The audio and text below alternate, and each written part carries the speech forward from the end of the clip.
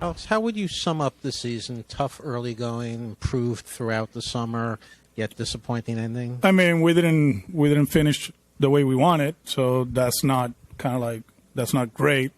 But we'll sit down and reflect how the season went. We'll talk about it in the upcoming days. But as an organization, compared to other years, I think we took a step forward in certain areas.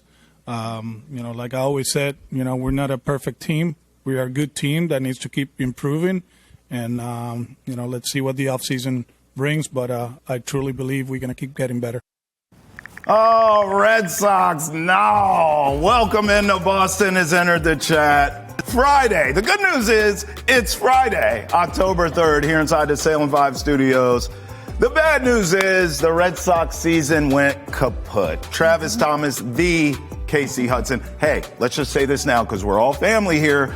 This is a safe space to let it all out, peeps. Call us, 617-790-0928. I'm anticipating a bevy of phone calls and voicemails today. Bring it on. We're all in this together. I say it's therapy. We say that we're here for you all. Yeah. We just want to let you vent. We want to see how you feel about such an ending because at the end of the day, we've had a number of ways that we've described this season. Unexpected, overcoming adversity, being able to bounce back, this team being scrappy. So, scrap was there to the final breath, but still plenty to get into. And as Alex Cora said there, reflect on. So. Amen. Safe space. 617-790-0928. Call us. We're here for each other. Help us, help you, help each other.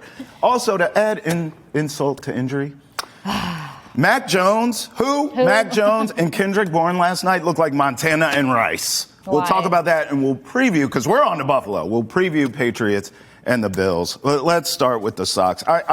Look, that was so beautiful what you said to start the show about feelings and safe space, and this is therapeutic. Me. Give me your thoughts right now and your feelings after watching the Red Sox season end last night in the Bronx to those damn Yankees. Not to be dramatic, but I want to say I think I'm still processing all of it, even though I was able to kind of open up and say, hey, this is something we're all going through. But the emotional roller coaster is still very much being ridden, because through those first couple of innings there, you were just extremely happy to see Connelly Early be able to have, I would say, a command, considering the stage, considering the pressure, considering all the factors that went into, his big moment, his first postseason big moment, under 30 days of even being in the big show. You just had so much hope and feeling like something was going to pop favorably for this Red Sox team. But then comes the roller coaster part, because then you get into the fourth inning and you're like, something has to happen here. Yep. So it's just like you almost go through this time machine of all of the woes that have kind of been a piece of this Red Sox season. Just accumulating. Like when you have certain guys, we named X Factors yesterday, Travis. Yeah, we did. Jaron Duran was one of them. How many of those X Factors showed up? I mean, and yes, you saw the frustration on the players' faces. They're well aware of what they had to do, but the fact that it could not be done, it just kind of kept taking oxygen out of the game. And one of my biggest notes from watching, as I'm still processing today, was just the amount of deflating moments that just kept happening. And we talked about a thread that just continues to unravel, and that's what you saw. You saw a team that just unraveled inning by inning by inning, and mistakes that just became you can't come back from this. I'm glad you defended Connelly Early, because that's where I'm at with this. I thought the kid pitched well. Now, the Yankees kid was ready for his close-up. There's no question about it. He made history. What are you going to do? But I thought Connelly Early pitched really well in that game. His defense let him down. And then I also wish Alex Cora had the short leash with him, like he did with Brian Bayo, in a sense that even though Early gave you more than Bayo did in game two, once they scored that run, get him out of the game. I get that, they talked to him, the kid wanted to keep going. And look, kudos, big picture. Boy, didn't Connelly Early get some playoff baptism by fire. So he can take that experience and obviously, spread that over his career. I don't mind that he stayed in, considering what was going I didn't on. Love it, well, I get it. I get it. Come on. If you get zero run support and your defense is just really coming up short behind you, what you don't want to do is have him so reliant on these other factors while he's so new to this stage. So I'm okay with him staying in all reality, because like I said, certain moments that you saw unraveling, you kind of knew where things were going. That's why you're holding your breath. That's why you're sitting there like, well, shit, this is what's happening. Yeah, So he got the experience I think one needs to be a pillar of this team later. Well, let's hear from Alex Cora himself on not only, look, how his young players played last night, but the whole season. Here he is. Mm-hmm. That bottom of the fourth inning, just how tough was that? Just the way it unfolded and the way it might have. Yeah, we didn't play defense. The pop-up drops is a double. Then we walk. There's a walk. And, they didn't hit the ball hard, but they found holes. And, it just happened fast. The kid did a good job. He threw the ball well, induced them to weak contact, but it just didn't happen for us tonight. Okay. Sean? Defense was an issue often throughout the season. At the start of the postseason, did you worry that could become kind of your fatal flaw and that something could happen like the fourth? No, especially with the outfield. No. That inning obviously got out of hand on Connelly, but how do you think he pitched? Pitched well. Pitched well. Okay, Ron on the right. It's good stuff. It's good stuff. Just a few balls that went by, right? The Rosario and Volpe, but he made pitches, and he didn't get rattled. So it was good to see. Kind of going off that, Alex, I know we've asked you a bunch of times about just the young guys here, the young core. Like, what did you see from that group and kind of what they might bring for the future of the club? It's good. Last off season, everybody talk about the position players, but we can pitch. All those kids that came up did a good job. Like I've been saying the last 2 weeks, they didn't come here just to get their feet wet like in the past, right? They came here to contribute, and I think as an organization, we're in a great place. Hey, listen, for context, here's Early's stat line. 3 2/3, 6 hits, 3 earned runs, 6 punch-outs. Like, the kid was battling there, and we talked about the formula yesterday. He didn't go as long as I had wished, and I just said I wish he had a shorter leash, to be honest with you. But it wasn't Connelly Early's fault. Right. The defense let him down. Here's Lou Merloni, who I thought did the best job of just putting a bow on this entire season from start to end for the Red Sox. When this series started, if you had told me that the New York Yankees were going to hit 2 home runs in 3 games, I would have thought the Red Sox would have won this. And after winning the first game, the reality is the Yankees just played better than you in games 2 and games 3. You had opportunities to close out game 2, and it's something that we've seen from this team all year, right? Whether it's base running or defense, and you kind of felt like you let that one slip away. And tonight, you kind of gave it to Cam Schlittler. He was unbelievable. It's one of the great postseason performances that you can remember. So this Yankee team, when you look at them as a whole and you look at the Red Sox, you say you had an opportunity to take a 2 out of 3 series.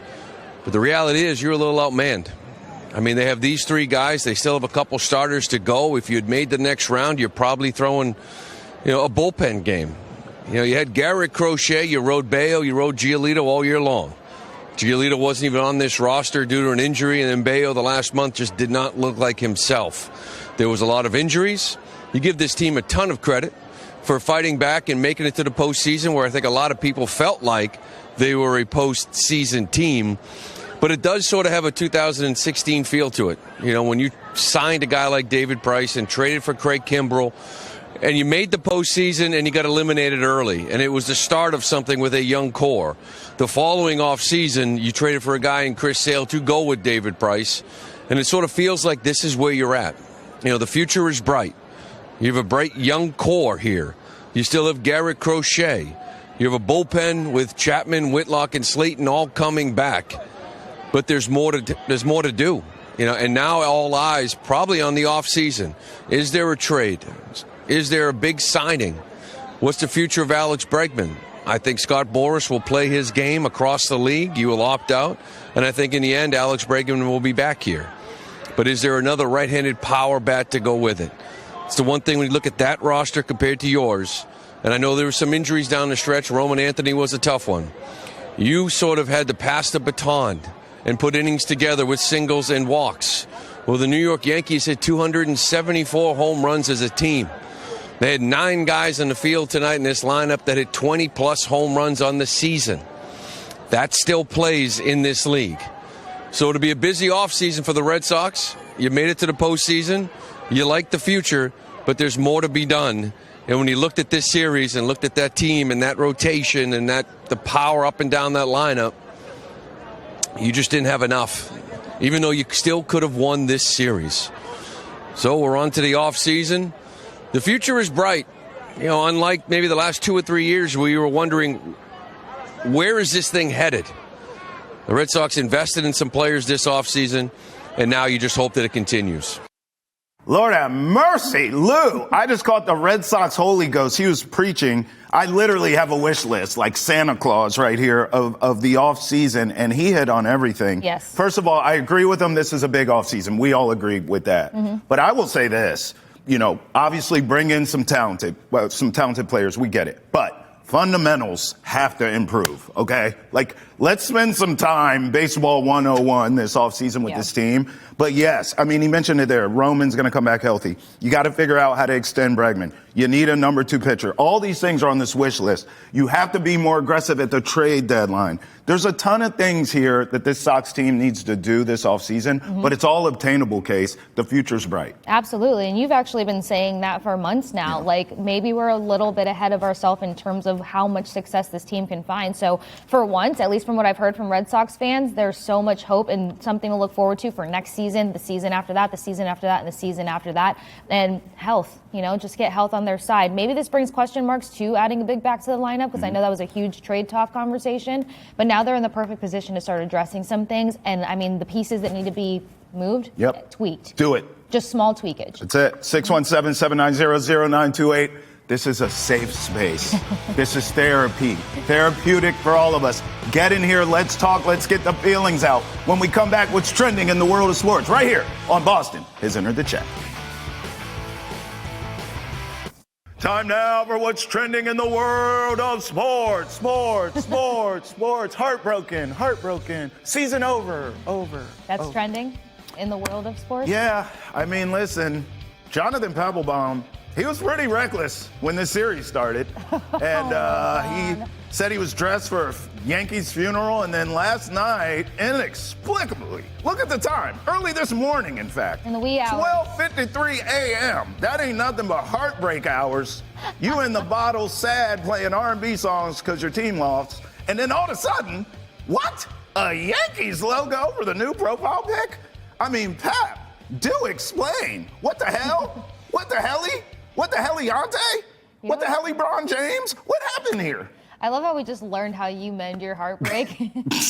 I revealed a lot. You really did. You told us so much about you in that. So if anybody wants to console Travis, you know the way to do so. I told y'all, this is therapy. Funny. I'm on the opposite side of the spectrum. How? Like, I would have had some Chris Cornell playing. Oh. Yeah. R.I.P. And nothing good happens after midnight. Yeah. So, like, I really would have nursed that one quite well. 12:53. But you know what? Actually, I'm going to defend Pap. What? Yeah, I am. I'm going to defend Pap. It had to be a bet or something. Well, first of all, it must have had to be a bet, but this is pure speculation. But I mean, come on. Pap is like the biggest cheerleader for this team, so this doesn't fit. But I feel like if he lost a bet and he had to do that, what better time than when you think everybody is starting to settle down, turn off the lights on the phone? Like, what time do they tell you to start shutting it all off?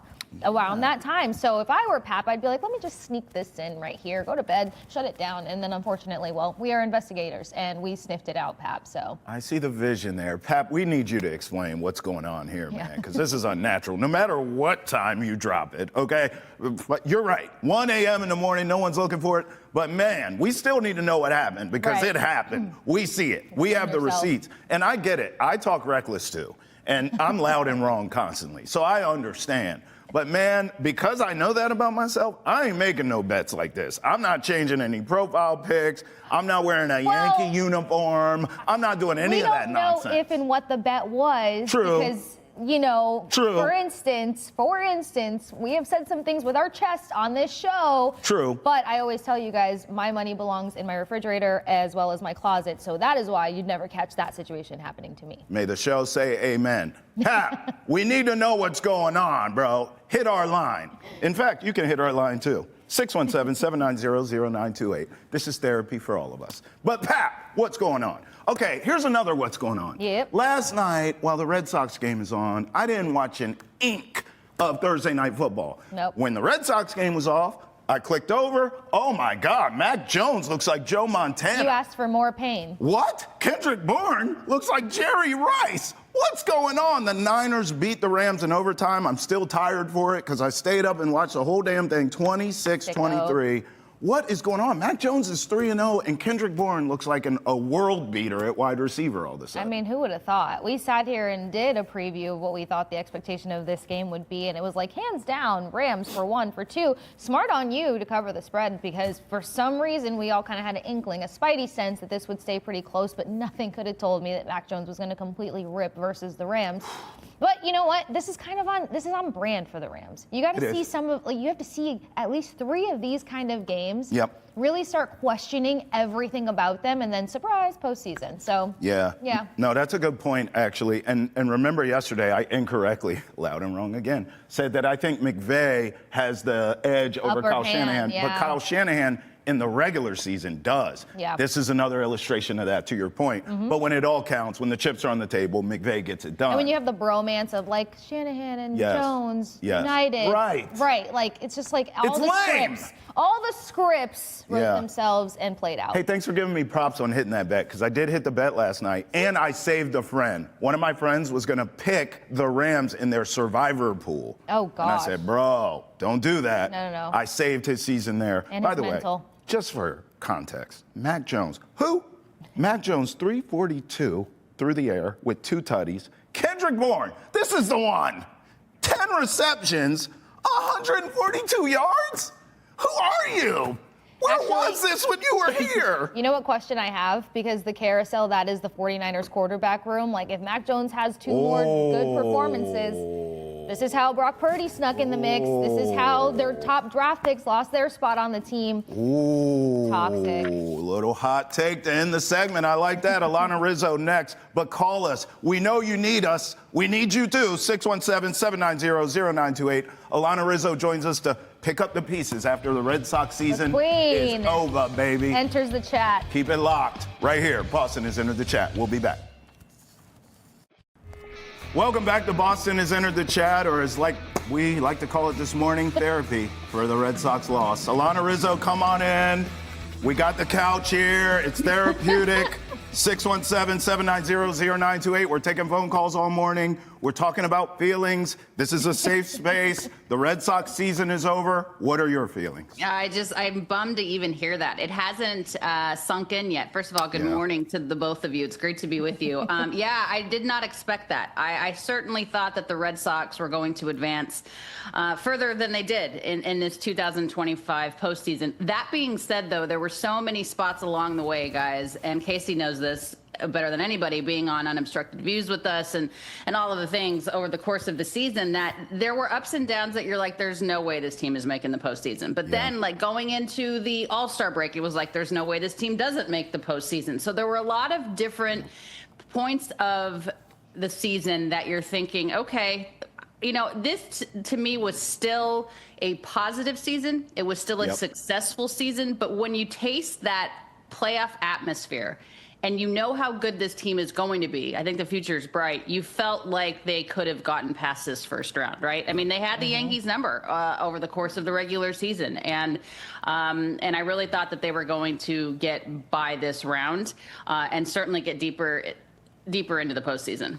Yeah, we experienced a lot of emotional turbulence on Unobstructed Views. Like June, it was like, screw this. Next year, here we go. And then after the All-Star break, screw this. Next year, here we go. So, I feel like we've learned to manage our mental a little bit. Going with the positive, one of the positives being the young guys. I mean, the way that they were able to show up every time their number was called and just impress a fan base, get the buy-in immediately, which brings me to Connelly Early. I mean, we had a little bit of a debate earlier. Clearly, we have been up too early. All night. Talking too much already. Yeah. But I thought Connelly, if he had the run support, if he had the defense behind him, I wanted 5 innings out of the kid. I thought he had the potential to do such. Travis was under the impression maybe pull him earlier. Sooner. Shorten his leash, I think is how he put it. Yeah. What did you make of it? Yeah, it's interesting because Alex Cora has always pushed the right buttons, right? And he noticed on Friday, as soon as anybody got into any sort of trouble, it was like, you're out. This is what I'm talking about before the postseason began. You know, it's like against, I think we were playing the Tigers, right? But but it's like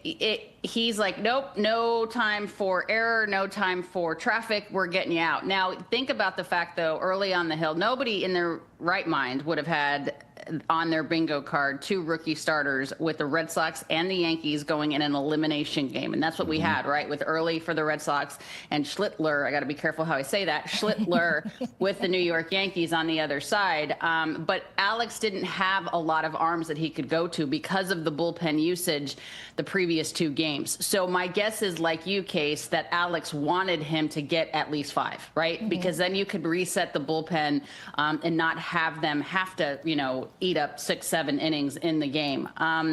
It wasn't the fact that he didn't get him out soon enough. It wasn't the fact that he left him in too long. It was the fact that the 4th inning is what undid this team. And this is something that has been emblematic of the Red Sox season, the entire season.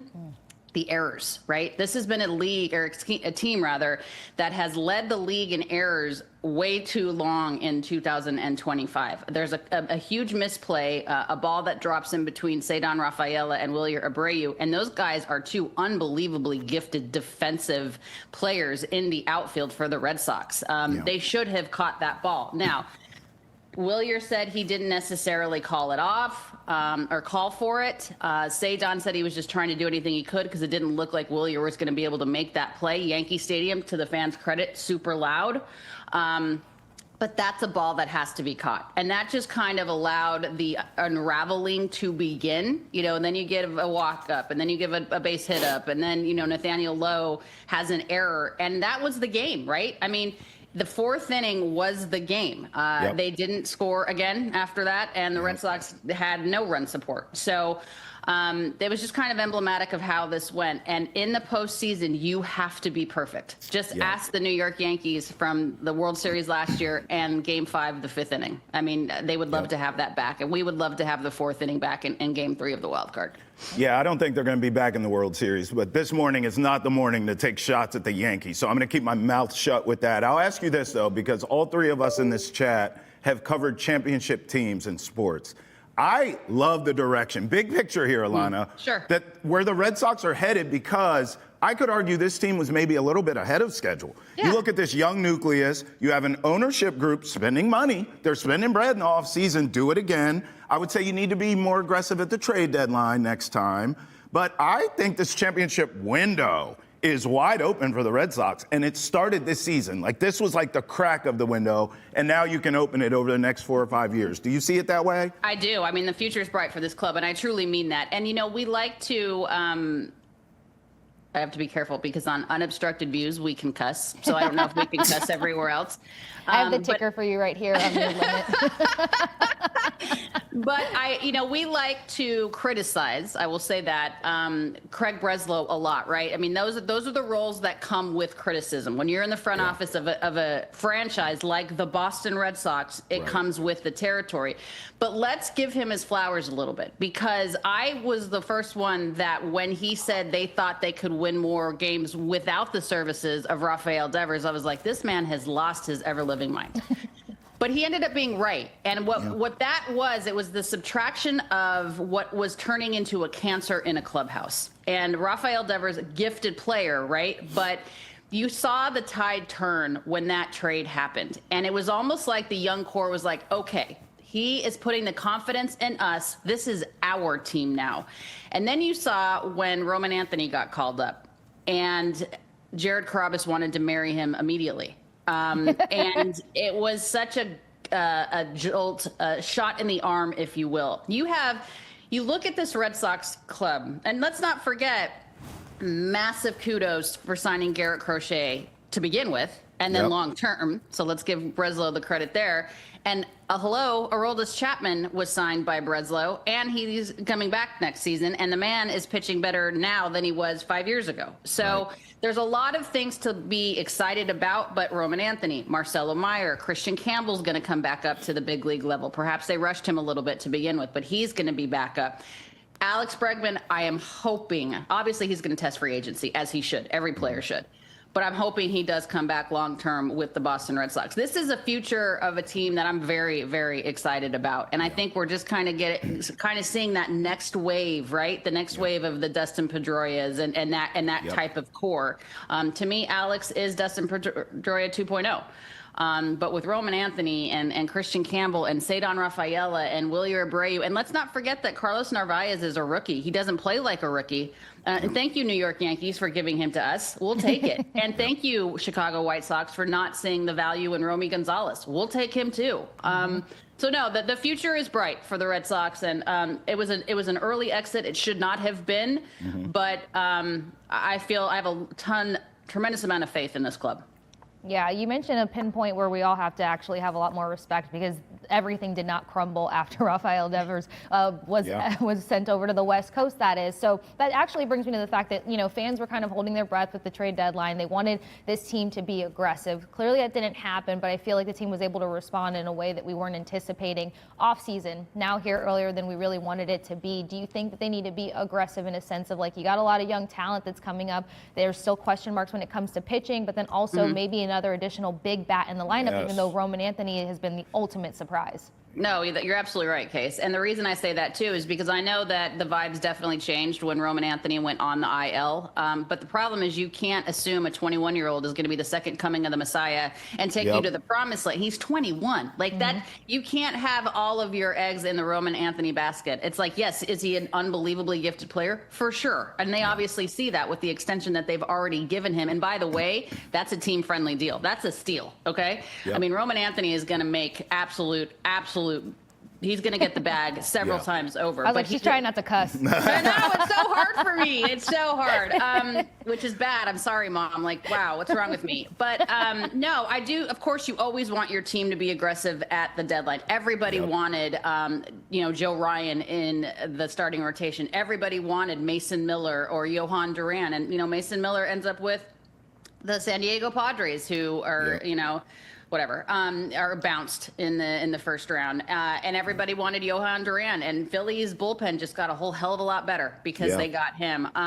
But, Craig Breslow didn't get that big arm to complement, what was at the time, guys, a three-headed monster in Crochet, Bayo, and Giolito. Don't make a mistake that losing Giolito killed this team. Yeah, it did. I mean, Giolito was going to be the Game 3 starter.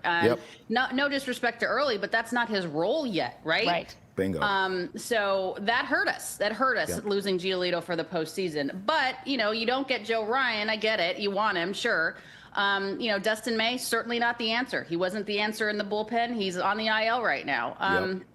But it's not like this team you're not going to get everybody that you want. But the fact that they got rid of $225 million of salary for Devers, that helps too. That allows you some flexibility, salary cap flexibility, to get players in the future. And I do expect them to have a good offseason.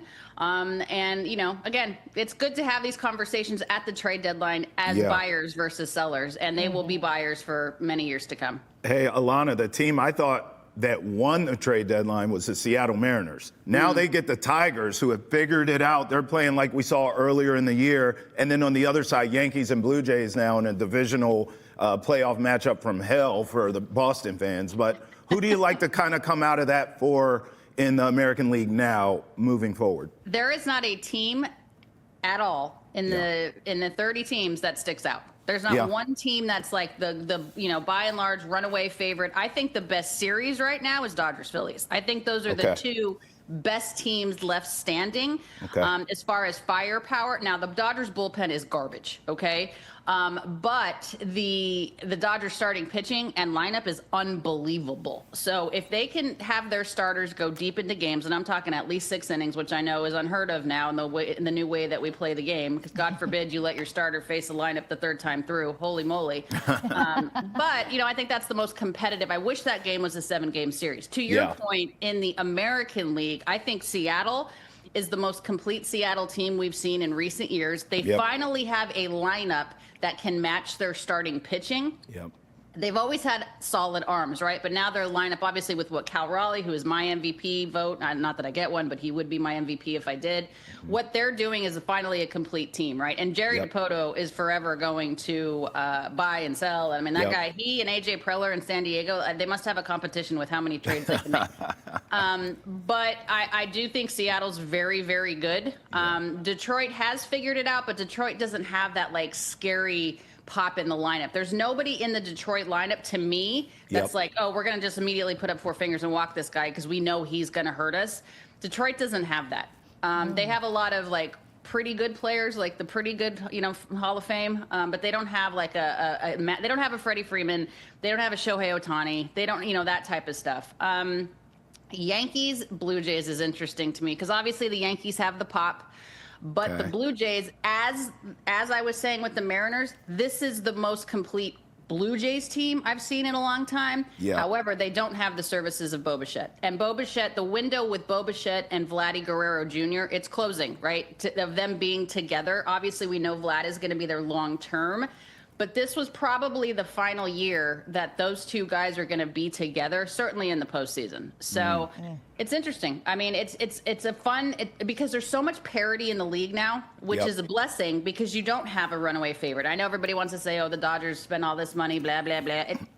I will say this. I'm going to put this on my tombstone. Okay. Money buys you good players. Money does not buy you wins, and money does not buy you champions. It helps. It helps. Ooh. But look at the Padres are gone. They spent a lot of money. Yeah. We know what you did there. We caught it. Super amount of money. We caught it. We caught it. Lots of money. Okay, so if I'm feeling this out, you're thinking Mariners and the winner of the Dodgers-Phillies in the World Series. That's what I'm hearing from you. I would not be surprised if any of the remaining American League teams are the American League representative in the World Series. Okay. I do think that the Phillies are the toughest team out there. All right. By and large, just because of the Dodgers bullpen. The Dodgers bullpen scares me. It does. Yeah. It's just there's a lot of weak links in that bullpen. So for sure. If I had to pick, which I hate doing this, I hate doing this, but I probably say, I would Phillies, Blue Jays, just because the Mariners always kind of fade and they don't have that experience, right? They don't have the experience of getting over the hump. And again, anything can happen. Anything this time of year. It's whoever's playing the best baseball at the right time and whoever's the healthiest. This is not a sport you can flip the switch. Phillies, Blue Jays, World Series. That makes a lot of sense. Well, thanks for waking up early and cussing and fussing with us after the Red Sox season is over. We appreciate you. We will be waking you up again to have you back. Thank you so much. It is my pleasure. It's always good to be with you. I love Casey. I'll do anything for her. All right, you guys. See you later. And I got to start practicing like hockey now and football and all this other stuff you guys talk about. Yes. We're so excited to talk hockey with Alanna Rizzo. Jon Lyons next, talking Patriots right here on Boston Has Entered the Chat. Roll with us. Entered the chat. Yes, the Red Sox are done, but we're on to Buffalo with WEEI's prodigal son himself, New England Football Journal as well, Jon Lyons, joining us here to break down prime time Sunday night. Patriots in Buffalo. Drunk fans jumping through tables, John. How do you see it going? Yeah, guys, I think it's going to be a really competitive game. I think it's going to be maybe not quite down to the wire, but it will be close. And let's not forget, the Patriots, and I'm not going to compare it to that Week 18 game last year where the Bills tried to lose, but the last time the Patriots went to Buffalo, Drake May threw an interception in the end zone. They had that backwards pass fiasco, and Ramondre Stevenson had another fumble in the second half. If not for those turnovers, the Patriots, as bad as they were last year, might have won that game. So I think this game is going to be really competitive. I think there's some really intriguing matchups in this one, both in the trenches as well as when the Patriots are on the field defensively. And it's also, I think, a really good measuring stick. And I know that we throw that phrase around a lot, but the Patriots beat up on the Panthers. They blew a chance to beat the Steelers. Now they're playing by far the best team they've played all year. So can they hang with a team like that? And it's not last year or a few years ago where the Bills were the big brother and the Patriots were just trying to get there. Now the Patriots actually have a pretty good roster, and they have a legit head coach and a legit offensive coordinator. So the Bills aren't going to be caught napping. So can the Patriots hang with those guys throughout 60 minutes? And to be honest, I think they can. All right, you mentioned not quite down to the wire. My brain is now thinking, what's the degree of separation where the Bills come out as the better team? Yeah, I think it's going to be maybe some of those key situations. And I will say, like, last year, the Patriots had a huge problem at the end of the first half and the beginning of the second half. They lost a bunch of games in those key moments. They've been better this year. And I thought last week especially, they were really good at the end of the first half. But the Bills are the Bills here. And I wonder if in a situation like that, they're going to get a score late in the first half to go up by 10 or go up by 13. And then they're just going to be a little bit ahead of the Patriots in the second half. And we also saw, I mean, it's going back to week 1, but the Bills were down by 15 points with 5 minutes to go, scored 16 points in the final 5 minutes. So we know they can score in bunches. We know those late game situations don't really bother them, unless, of course, they're playing in Kansas City. But otherwise, those late game situations don't seem to bother them. So that's where I think you could see the separation. Like, I don't expect the Patriots to be down 21-3 at the end of the first quarter or something like that. I think it's going to be that late first half, early second half, maybe, late fourth quarter as well, where the Bills kind of separate. You know what I hear there, Case? I hear a backdoor cover for the Patriots. This is a 7.5-point swing here. Bills are favored. Let me give you my formula here. What do you think of this? I think the Patriots are going to commit to the run. Now, they run by committee, They okay? need to. It's going to be Ramondre. I don't want it to be, but it's going to be Ramondre. It's going to be Antonio Gibson. I don't want it to be. I want Travion, but that's another topic for another day. Yeah. But I think all three of them and Drake will be running, okay? I think the strategy there is keep Josh Allen on the sideline as long as you can, like sustained drives is where I'm going here, John. I mean, what do you think of that formula in terms of not asking Drake May to do too much, kind of play ball control, don't turn it over? I like this defense. They're healthy right now. I think they can hang in there if they play that sort of ball control style. Do you see it that way, or is this like Drake May versus Josh? Yeah, I think you want to lean more towards what you're saying, Travis. And I would also add in, I think this is going to be a week they're going to have to execute the screen game and screen passes really well because Matt Milano's been on the injury report for the Bills. Travion Henderson, as we know, his biggest selling point is getting him in space. And the Patriots just haven't quite got that screen game going yet. And I think one of the things with that is something that takes repetitions and it takes a lot of practice work because you have a bunch of guys having to do the right thing at exactly the right time. Now we're in week 5, right? They've had training camp to work on those. They've had the first 4 games of the season. We know in Josh McDaniels' offense, screens are typically a big part of it. And I know fans don't love seeing a bunch of screens. I know sometimes they get frustrated by it. But this could be a night, especially, too, guys, that Bills pass rush is no joke. I mean, Ed Oliver seems to make big play after big play. Greg Rousseau is really, really good. Daquan Jones, for an interior pass rusher, has 2 sacks and a 14% pass rush win rate. Like, he's really, really good on the inside. Like, they're going to have to do something besides just run at these guys to be able to kind of get them off balance. So I agree with you that the run is going to be important. But I also think this is a week that the screen game could be important as well. Well, John, I mean, the screen game is an extension of the run in a lot of ways. Yeah. So I agree with you there, especially as it pertains to Travion Henderson, of course. Let me ask you this, though, because there's a flip side to every coin. I mean, look, if the Bills get up early in this game, you got to throw yourself back into this. You can't be 3 yards in a cloud of dust if you're down 14 points.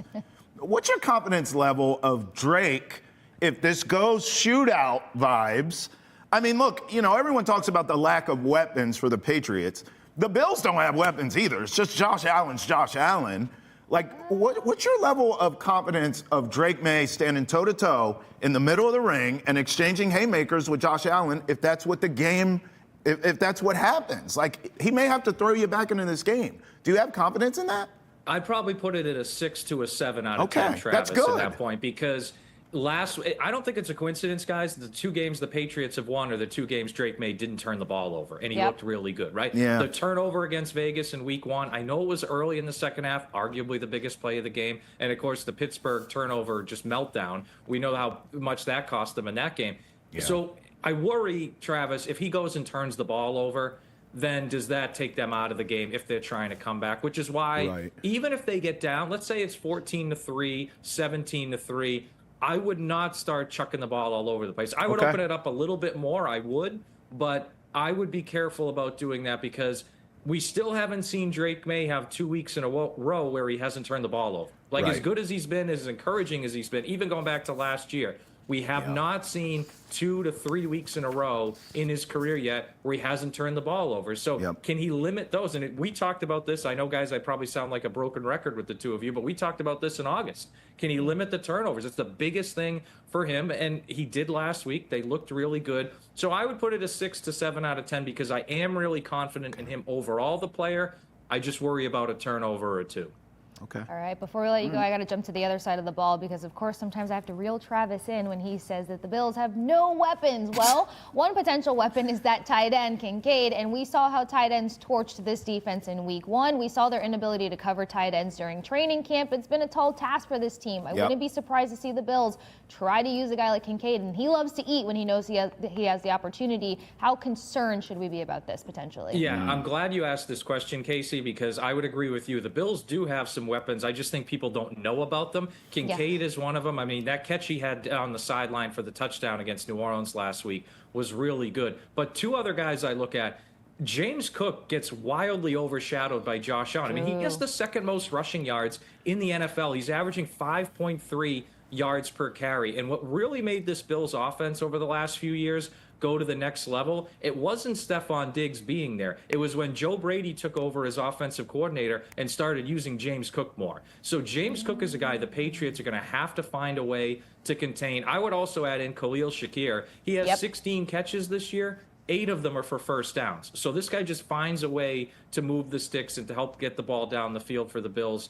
So I think they have more weapons than maybe people realize. But yeah, Kincaid is one of those guys. And it's going to be a big test. And one player on defense I'm looking at is Marcus Jones. And I know last week he had the punt returns, and that was awesome. But he might have to cover Khalil Shakir in some key moments in this game. He might be locked up in space against James Cook at some key moments in this game. So I'm looking at Marcus Jones, and I'm also looking at the Patriots linebackers. I think this is going to be a huge test for this Patriots defense that I will say has played much better the past couple of weeks. But this is going to be, I think, by far their biggest test of the young season. And it could end up being their biggest test all season long. Yeah, in prime time, mind you. All right, we got a minute left. Let's go around the horn predictions. I'm going to go 26-24, walk-off Bills. I think the Patriots will be up, but it'll be too much time left on the clock, 2-minute warning style for Josh Allen.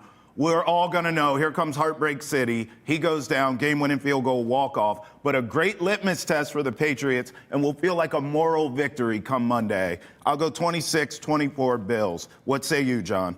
Yeah, I'm going to go 24-20 Bills. I think it's similar to what you're saying, Travis. I think maybe they're up something like 24-13 in the fourth quarter, maybe 24-14. Patriots score a touchdown, keep it close, and the Bills just hang on the ball for the rest of the game. But I agree. I think we're going to be sitting here on Monday saying, hey, Patriots can compete with these guys and feeling a little bit better. Case? I hate this. You guys are You're so good at it. You guys are not my friends today. So good at it. I'm going to go 26-20. All right. Yeah. Bills? Yeah. Okay. Yeah. So look, we're all on upset alert, but in the end, Josh Allen, the better player, there's no shame in that. He makes the plays. I think we all kind of see this the same way. We'll check in with you next week, John. You know we love you. Have a great weekend. Go Pats. Hey, it didn't work out for the Sox, but you did a great job covering them all season long, my man. We'll see you again soon. Thanks, brother. Thanks, guys, for having me on. Always a pleasure. My man. Thanks, John. And you know what? Thank all of you for rolling with us. This whole show was so therapeutic today. It was. Now, that's it for us here on Nesson, because Monday through Friday, we're here at 8 a.m., as you know. But 9 a.m., we're still partying on Nesson Nation. Like, it's not over. So make sure you roll with us, and make sure you call us, too, 617-790-0928. As we said, hopefully we provided great therapy today for all of us. I feel better. Call us and get in here. You feel better? Yeah, I feel an inkling better. Well, there you go. And the future's bright with the Sox, as we discussed. So thank you for rolling with us here on Nesson. Roll with us on Nesson Nation. The party continues, and we'll see you Monday. Maybe a victory Monday if we're wrong about the Patriots. We shall see. Love Get it. the latest up to date live, baby. We've got Boston sports headlines along with your daily dose of trending sports and social topics every single day. 8 a.m. right here on Nesson, 9 a.m. on Nesson Nation. Join us. Boston has entered the chat.